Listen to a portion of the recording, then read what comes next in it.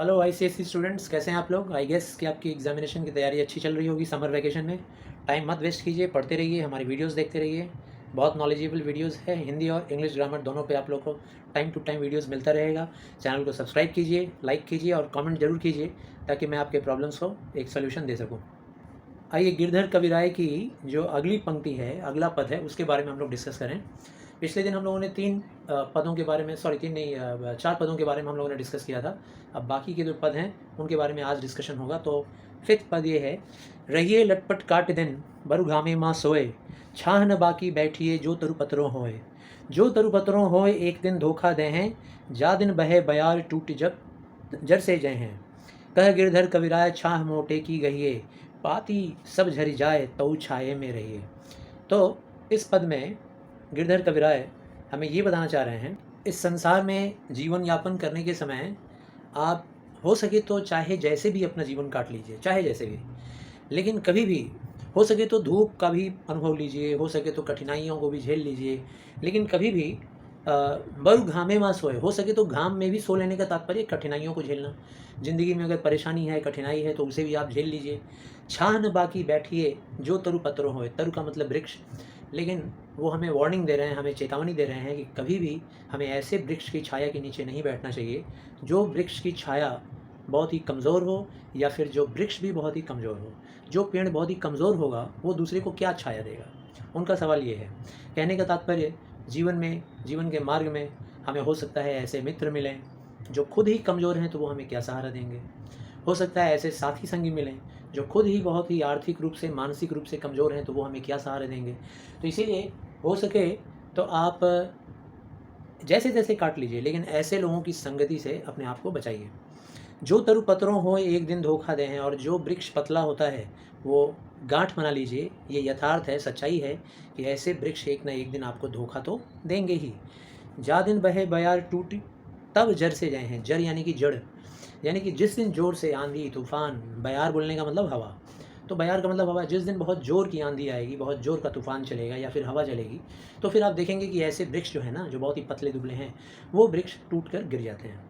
और जब वो गिर जाते हैं तो फिर उनसे आप कैसी उम्मीद कर सकते हैं, कैसी आशा रख सकते हैं कि वो आपको छाया दें। कह गिरधर कविराय छाह मोटे की गई है। इसीलिए कविराय, गिरधर कविराय हमें इस बात का सलाह दे रहे हैं कि हमें कभी भी जीवन में मोटे वृक्ष की छाया में बैठनी चाहिए, यानी कि जो वृक्ष बहुत ही मजबूत हो। अर्थात हमारे जीवन में अगर ऐसे मित्र मिलें, साथी मिलें, संगी मिलें जिनका खुद का जीवन का जो जड़ है वो काफ़ी मजबूत है, जो एक बहुत ही मजबूत वृक्ष के समान, छायादार वृक्ष के समान शक्तिशाली हैं, पावरफुल हैं, ऐसे वृक्ष के सहारे में रहना चाहिए। पाती सब झड़ जाएं, ऐसे वृक्ष की अगर पत्तियां झड़ भी गई ना, मान लीजिए अगर जोर से आंधी तूफान आया और सारी पत्तियां झड़ भी गई, तो भी छाया में रहिए। वृक्ष की छाया तो मिलेगी ही। वृक्ष जब मोटा होगा, काफ़ी विशाल होगा, तगड़ा होगा, तो भले ही उसकी पत्तियां गिर जाएं, लेकिन उसकी टहनियाँ, उसकी शाखाएँ, उसका जो ट्रंक है, जो मेन शाखा है, जो ज़मीन से निकल रहा है, वो इतना मोटा होता है कि हमें पर्याप्त छाया दे सकता है। तो ये था सारांश या व्याख्या 5वें पद का। अब अगला पद, पानी बाढ़े नाव में घर में बाढ़े दाम, दो हाथ उलीचिए यही सयानो काम। यही सयानो काम राम को सुमिरन कीजिए, पर स्वार्थ के काज शीश आगे धर दीजिए। कह गिरधर कविराय बड़ेन की यही वाणी, चालिए चाल सुचाल राखिए आपन पानी। अब इस पद का व्याख्या कुछ इस प्रकार है।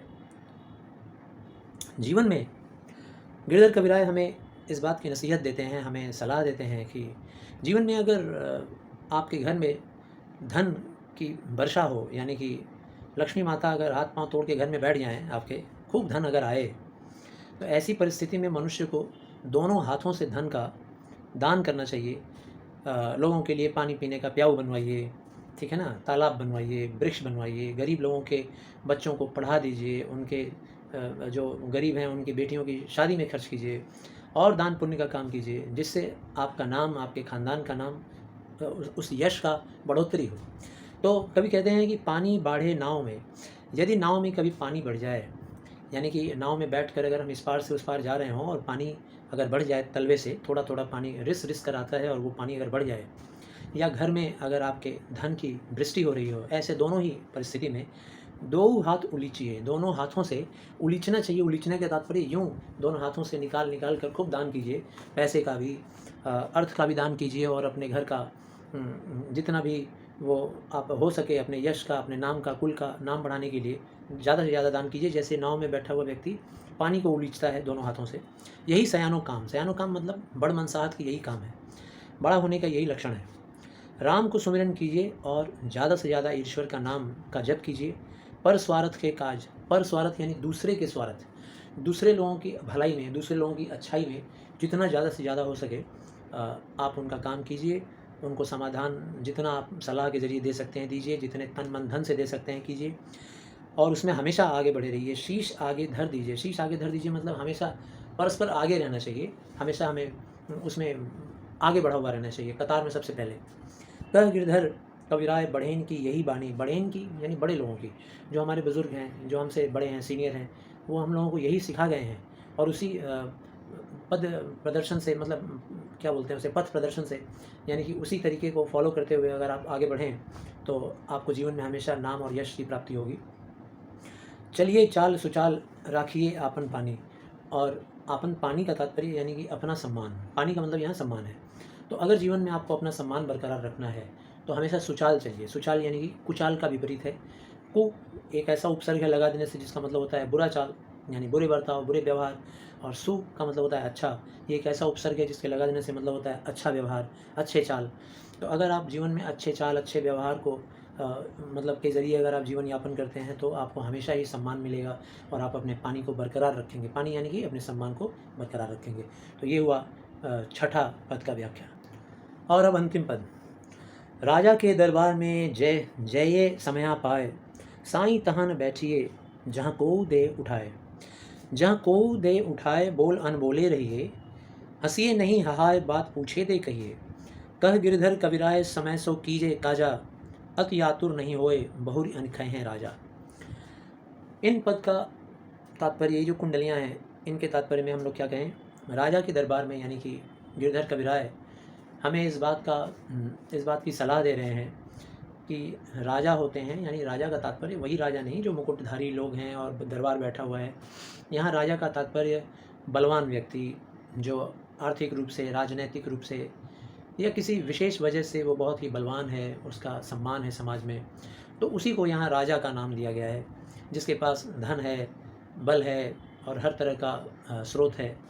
तो राजा के दरबार में जय जय समया पाए, जब आपके पास समय हो तभी जाना चाहिए। हर वक्त ऐसा ना हो कि उनकी मंडली में आप वहाँ ताकिरदारी करते रहें, हमेशा वहाँ बैठे रहें, ऐसा ना करें। साईं तहाँ न बैठिए जहाँ कोऊ दे उठाए।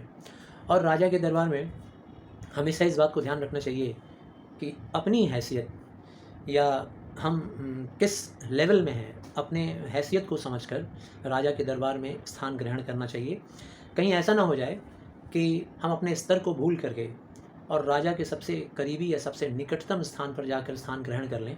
तो ऐसे में क्या होता है कि पूरी संभावना रहती है कि राजा का ही कोई व्यक्ति या उनका जो चाकर है या उनका पहरेदार है, हो सकता है वो आकर हमें वहाँ से उठा दे, और उठा देगा तो हमारा अपमान हो जाएगा। जहाँ को दे उठाए बोल अनबोले रहिए। और ऐसे स्थान पर जहाँ हमें कोई भी हमें हमारे स्तर के आधार पर उठा दे, हटा दे, ऐसे जगह पर हमेशा अनबोले रहिए, मुंह में ताला लगा कर रखिए। जब ज़रूरत हो तब बात कीजिए, ज़रूरत से ज़्यादा ना बोलें और आवश्यकता पड़ने पर ही बोलें। हंसिए नहीं हहाए, ऐसे जगहों पर जोर के ठहाके की हंसी लगाकर नहीं हंसना चाहिए, क्योंकि वहाँ हमारा कद्र है नहीं, हमें हमारा मोल वहाँ है नहीं, हम वहाँ की मंडली के लिए अनमोल व्यक्ति तो है नहीं। हमारा हस्ती, हमारा व्यक्तित्व जिसके ऊपर सब लोग हमारा साथ देंगे हंसने में, तो जोर से ठहाके लगाकर ऐसी मंडली में नहीं हंसना चाहिए।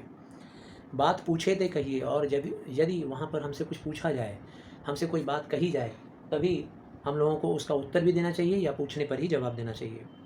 कह गिरधर कविराय समय सो कीजे काजा। गिरधर कविराय हमें यह कहते हैं कि ऐसी मंडली में समय आने पर ही, समय पड़ने पर ही, आवश्यकता के अनुसार ही हमें कोई भी काम करना चाहिए। समय के पहले हड़बड़ा कर तुरंत जाकर वो काम करने की कोशिश नहीं करनी चाहिए। समय सो कीजे काजा अति आतुर नहीं होए। ऐसी मंडली में बैठकर हमें आतुरता नहीं दिखानी चाहिए, हमें जल्दबाजी नहीं दिखानी चाहिए। बहुरी अनिखाए हैं राजा, नहीं तो ऐसा भी हो सकता है कि हम राजा की नज़र में आ जाएं, या राजा से अपमानित हो जाएं, या राजा के कड़े शब्द को हमें सुनना पड़ जाए। तो सावधान रहना चाहिए। राजा का तात्पर्य आप समझ गए होंगे आपके इर्द गिर्द ऐसे बहुत सारे उदाहरण होंगे। आपके आईसीएसई में नया जो सिलेबस करिकुलम आया है इंग्लिश का, उसमें एक चैप्टर है बोंकू बाबू। तो बोंकू बाबू के बारे में भी ऐसे ही कुछ है। अगर शायद नए करिकुलम वाले बच्चों में ही कुंडलियाँ होंगी तो वो बेहतर समझ पाएंगे। बोंकू बाबू एक कैरेक्टर है जो जहाँ जाता था वहाँ उसका मजाक उड़ाया जाता था, एक लॉयर के घर में।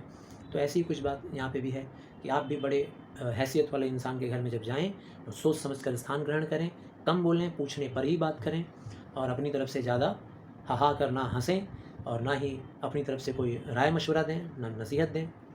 तो थैंक यू बच्चों, इसको वीडियो को बार बार देखिएगा तो शायद मुझे लगता है कि आपको कोई प्रॉब्लम आएगा नहीं, और इनके क्वेश्चन आंसर का डिस्कशन भी हम लोग बहुत जल्दी उसके लिए भी हम वीडियो डालेंगे।